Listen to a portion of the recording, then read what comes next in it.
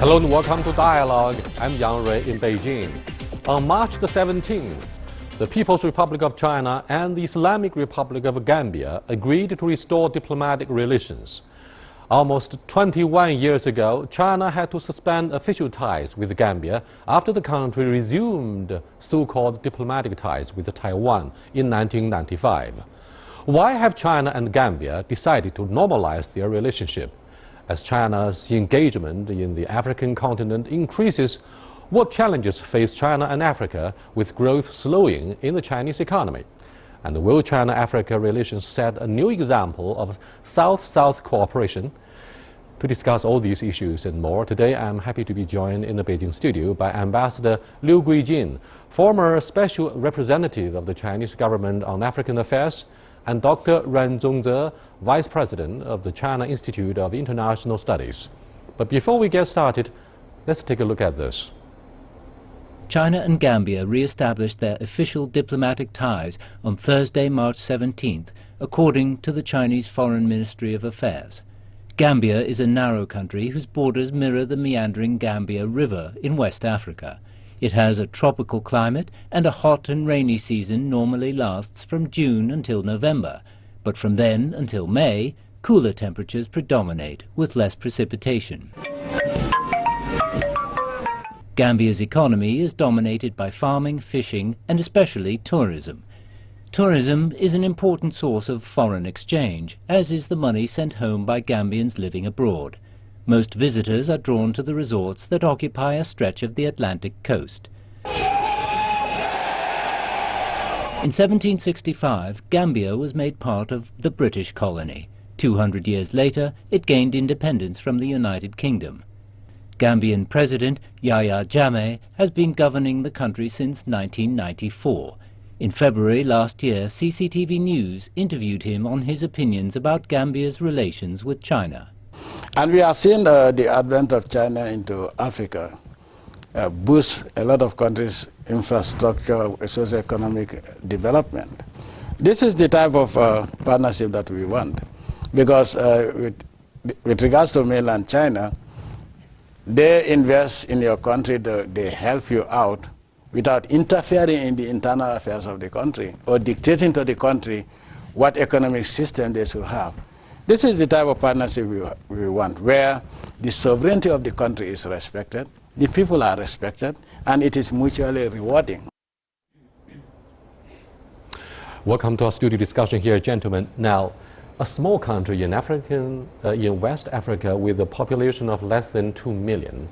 Why is the story of normalizing relationship with Gambia featured so prominently in China?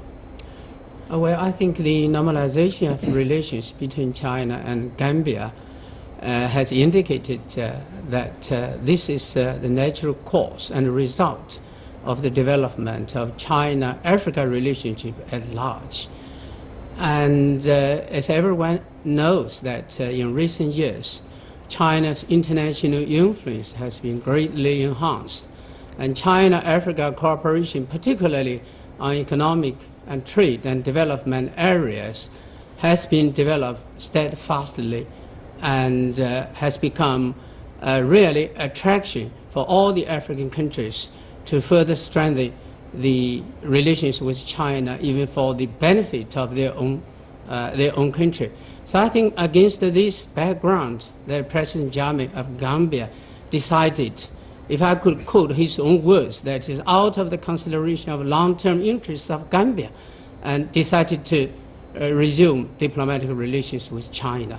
And thus, it has become quite a significant event in China and Africa relations. I wonder if President Yahya Jammeh can be trusted this time around, because he resumed or set up official ties with Taiwan in the 1990s. Why does it take so many years to resume the diplomatic relationship with Gambia? Well, I think now it's a great moment for both China and Gambia, and the two sides made the right decision to restore the diplomatic ties with each other. And I think one of the driving force, apart from Ambassador's new mention about it happens in a broader background between the booming dynamic relationship between China and Africa. And the other reason is that because China is very dramatically reaching out, and China put up lots of initiative which will aim to boost the relationship, economic and also social and political relationship with Africa. And Gambia as a country in the Western region, so in the West Africa, it wants to take advantage of this very good opportunity. And also I think for China's relationship with Gambia, and everybody maybe understand that there are some zigzag stories about it. So it is great news for the President Jammeh to make the right decision. And of course, to doing that, and I think there's one conditionality, that is to say, you have to recognize one China principle. That's the key. Don't you think this headline-making story about normalization of the relationship between the two countries will cause policy debates in the island of Taiwan? After all, there are still small countries that keep official ties with Taiwan. Well, yes, I think in Africa now there are only 3 countries, and 2 of them are very small, and another is fairly big. That is Burkina Faso, which have maintained the so-called, diplomatic relationship with Taiwan. I think from my engagement with African affairs, and what I have noticed in the recent years, that there are 2 categories of countries which do not proportionally benefit from dynamic China-Africa cooperation. One is countries like Somalia, which is war-stricken, and the other countries are like countries who do not have formal relationship with China. I think the case of Zambia is, of some typical, significance among the countries which have no diplomatic relations with China. I remember that in the year 2000, when we decided together with the African countries to launch the FOCAC, Forum on China-Africa Cooperation Forum, and we sent invitations to countries which had no diplomatic relations with China in their capacity as observers. I think Zambia sent a senior official in the Ministry of Foreign Affairs to come to attend the 2000 year, the first forum on China-Africa cooperation. And last year in December in Johannesburg, when the FOCAC summit was held, first time in Africa, and Gambia sent its Minister of Foreign Affairs. So I think basically the normalization of relations between China and Africa has been, long overdue. This is in the first place that Gambia took the initiative to cut its so-called diplomatic relations with Taiwan, and it sends, I think, a strong signal that one China policy has been ever popular among all the countries in the world. And this is the bottom line when China develops relations with any sovereign state. I think that signals, could be sent to the outside world. I think this kind of restore the diplomatic ties with each other has nothing to do with Taiwan. I'd be very honest, because Gambia already broke off its so-called diplomatic relations with Taiwan 2 years ago, exactly in 2013. It has no official tie whatsoever with Taiwan. And now I think the president of Gambia, he think it will serve its own country's interest to recognize China, and I think this is very important. And the Taiwan issue, let me put it this way, has already been settled in the international community. Back in 1971, when the United Nations General Assembly passed a resolution 2758, in that resolution, it clearly make it categorically clear that the People's Republic of China is the only legitimate representatives of China to the United Nations. So it made it very crystal clear. And I think, of course, the past trajectory of our relationship, I mean China's relationship with Gambia, it tells very clear message that one China principle is the most observed, the bottom line, and also the conditionality for any kind of normal state relationship.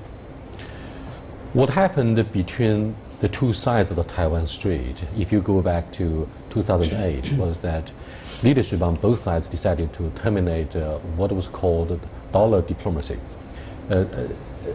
I got a strong feeling that the mainland authorities deliberately left some international breathing space for Taiwan to deliver a positive message about maintaining the status quo across the strait so that pro-secession forces in the island would not go to extremes. This time around, what do you think will be the most likely response from Taipei, which has good reasons to be worried, because after all, only a handful of small countries, either in Africa or Caribbean region, still maintain official ties. In Africa, as you said, only 3 small countries. Well, I think the reality is that the Chinese government has never used, I mean, the so-called, civil bullet or kind of money diplomacy when we develop relations with all of the countries, including the developing countries. And so far, as I know, in this case, between China and Gambia to normalize our relationship has nothing to do, and nothing involved with kind of money diplomacy. And as Gambia is crystal clear that since it has got a formal relationship with China, it will automatically become a member of the FOCAC. And it could, I mean, in return benefit from the FOCAC package of economic aid and economic commitment. We all remember, and Zambia's Minister of Foreign Affairs was there in Johannesburg. He knows perfectly well that President Xi Jinping committed, something around 60 billion US dollars during 3 years of period. And it involves all kinds of the ODA, Office Development Assistance, soft loans, and special funds to support the industrial capacity building. And I think this decision... Yes, of course, the membership yes. of FOCAC is taken for granted Yes. for this small country in West Africa. Now, the membership itself aside for a while, Dr. Ran, do you think the boldness of President Yahya Jammeh will be rewarded with our investment, with more trade? But currently, textiles and tea accounted for 90% of the bilateral trade between Gambia and China. Do you think this is likely to be boosted as a result of normalizing the official ties? Absolutely. I think I will anticipate a huge boost of our economic ties with each other ever since this normalization.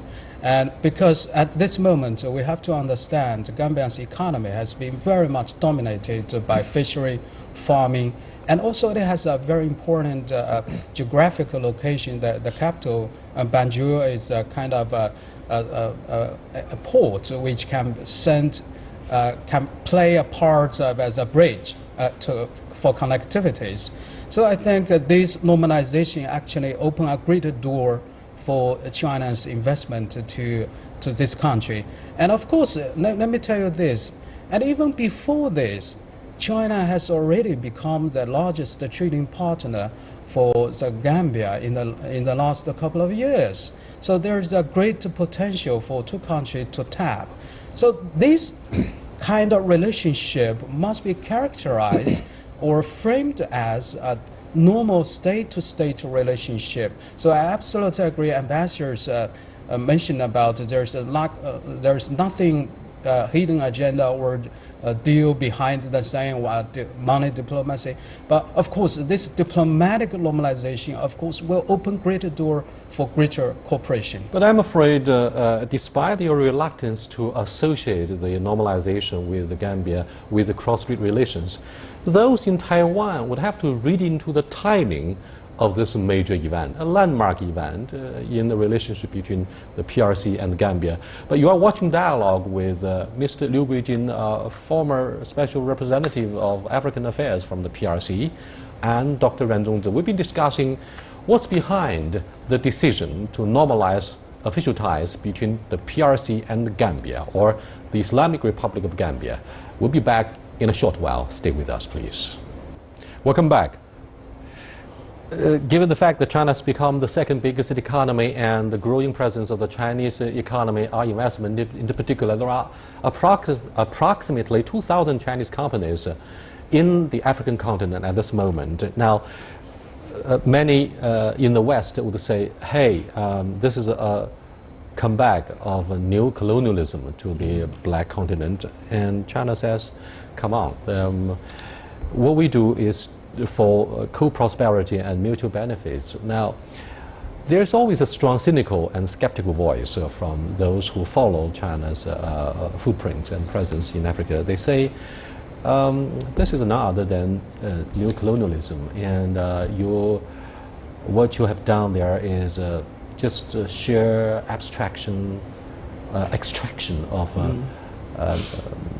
raw materials at the cost of the local environmental conditions without employing enough local labor force. They have listed many points to criticize China. Well, of course, China is not perfect in many ways. So what do you think of their comments on the image and the role of China in Africa?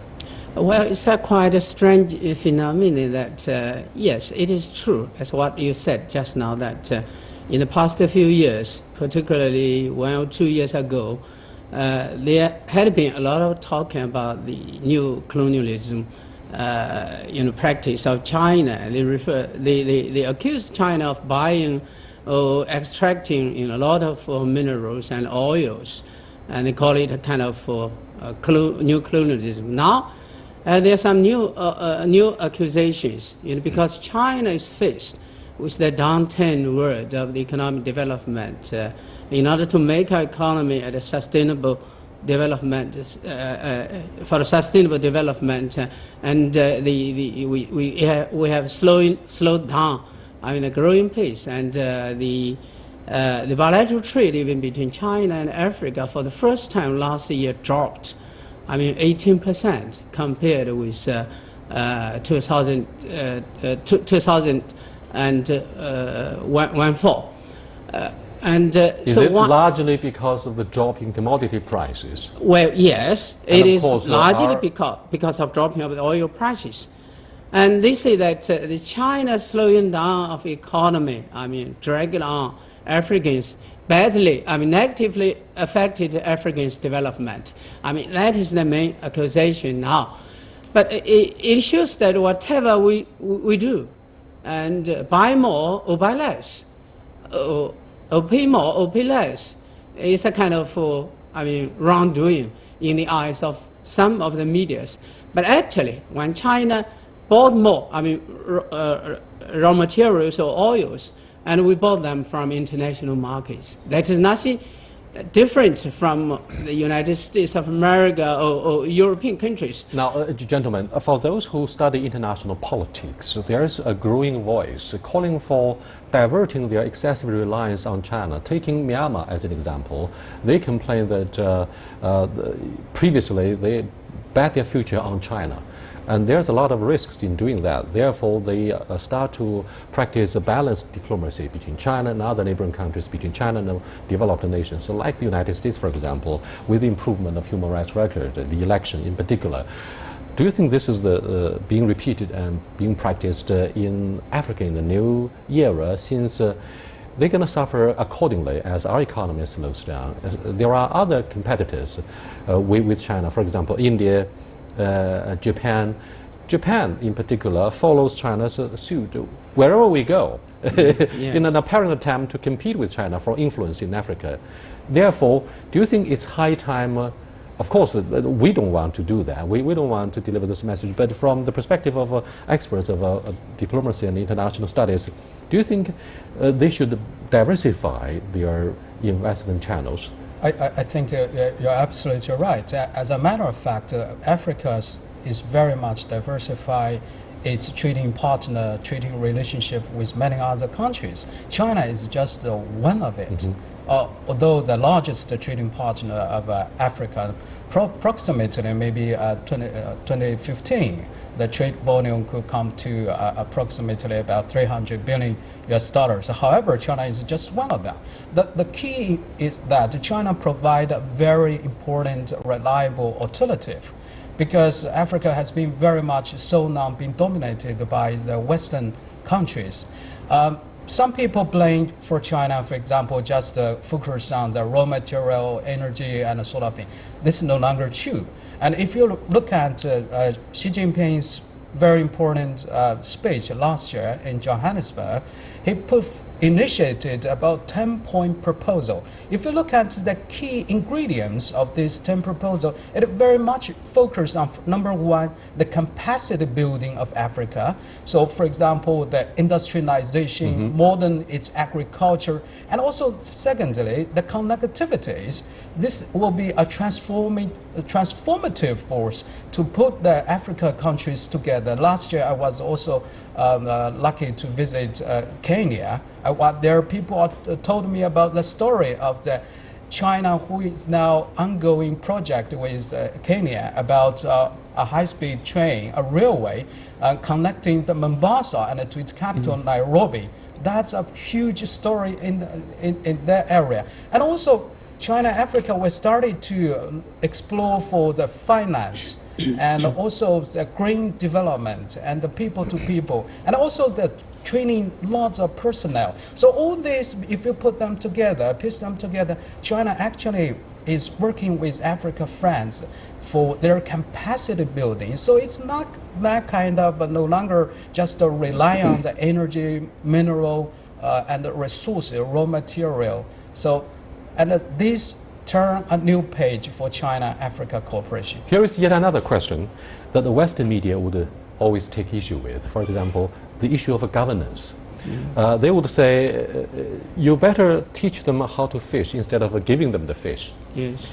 Now, having said this, you talk about the construction of a capacity, and that's a major aspect of exercising good governance, one way or another. But China says we don't want to attach any strings. Quite challenging. I mean, this challenges the values of the United States, which say, look, you have to attach your economic assistance and investment with conditions like democratization. But many governments in developing countries say, we don't welcome interference from outside. And China has become a major stakeholder, the second biggest economy. And therefore, there's a growing appeal for China to assume more international responsibilities, such as more intervention with the internal affairs. China is very cautious. We don't want to take advice about this. What do you think of the new responsibilities that China should assume? Well, I think we believe that the African countries know their own conditions better than anyone. The Western colonizers, the former Western colonizers, the traditional partners, or better than China, we ourselves. Because from the experiences China have gained in the past 30 or 40 years since we opened our door to the outside world, that is any kind of reform, any kind of efforts of enhancing or improving good governance, I mean, depend on their national conditions. So China actually has done a lot trying to share our experiences of development, our frustrations in development with African countries. That is why we provided a lot of thousands of training capacities for African countries to come. It's not only related to the technical kind of thing. It's involved with China's industrial park and special economic zones. And I think by doing this, we try to share our experiences. And between the ruling party, the Communist Party of China, and the ruling parties in African countries, there are a lot of exchanges. And during that exchanges, China has tried to share our experiences. It's not a kind of thing to impose on them. There's no question about the dynamics in party-to-party diplomacy between China and other African countries. However, what do you think of, say, the parliamentary politics in developing countries, such as those in Africa, like in the case of the Misong Dam in Myanmar? You talk to the military junta, quote-unquote, and then there will be some strikes, protests against the so-called environmental decline. And in the case of Hambantota in Sri Lanka, you find yourself talking to the opposition party, which won the campaign and assumed the power. In many of the African countries, they have the opposition forces. Now, if you only bet your future on the ruling party, you're going to fail. Like in Libya, we suffered so much after the Arab Revolution, ousted Muammar Gaddafi. So inevitably, it seems, we have to quietly change what we held so dear in our traditional diplomacy. Don't you think it's time to consider what we call transformational diplomacy? You have to talk to major political forces in this country, in the host country. Otherwise, when, for example, in Taiwan, you have the two-party mechanism. That's, of course, a region, a renegade province of China. But in an independent country, you also face much of the same challenges, two-party oath, multi-party challenges in the parliament. I think you have brought out a very interesting part of the story. As a matter of fact, if you look at China's reach out to the other countries, rest of the world, China has been very much learned to do business with many different settings and different conditionalities. China has not only engaged with the ruling party elites, but also diversified its efforts to talk and to reach to many other stakeholders, even the localities, the local people. If any kind of project, if you want to go smoothly, you must secure the support and also the understand of the local people and make them to benefit from this project. So I think all this very important point. And also the Chinese government, I think they also encourage the companies or corporations in doing business in those countries to diversify their partnership and to exercise more social responsibility. So that will help a great deal. Thank you very much. That's indeed one of the major challenges in the new era between China and Africa. I'll see you next time. Goodbye.